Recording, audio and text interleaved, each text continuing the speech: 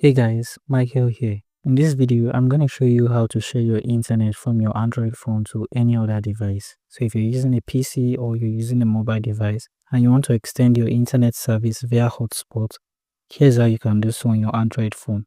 But before you open settings, the easiest way to get to your Hotspot setting is to simply drag down from your navigation and then scroll till you find Hotspot. You can then long press to open your Hotspot settings. You can also get to settings when you tap on settings in this section and you see network and internet. Tap on this. Under this, you see hotspot and tethering. Tap on this and then tap on Wi-Fi hotspot. This will take you to your Wi-Fi hotspot setting. Now, before you go ahead turning on the hotspot, if it's your first time, you need to configure your hotspot settings. Here you see the hotspot name. You can tap here to change the hotspot name to whichever name you like. In the security section here, if you're on the none, when you go back, you will see no hotspot password.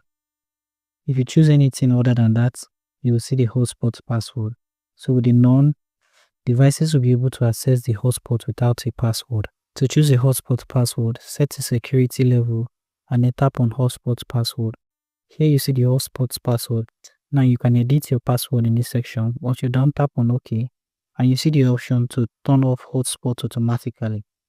Now this is very useful if you do not want your hotspot to be turned on when no device is using it. Under this you see speed and compatibility.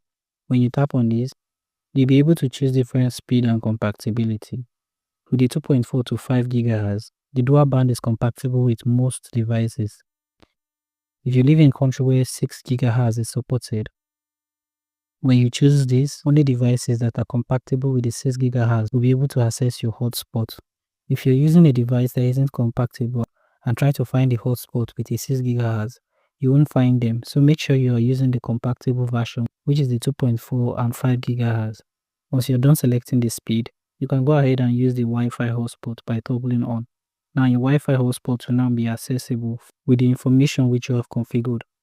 Now after turning on your Wi-Fi, you will also see the option with a QR code in this section, which if you enter your device password, will show a QR code that people can scan and connect automatically to your hotspot.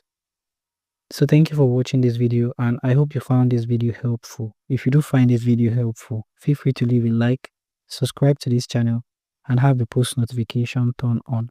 So let me know in the comment section any question you may have and what kind of video you'd like to watch next.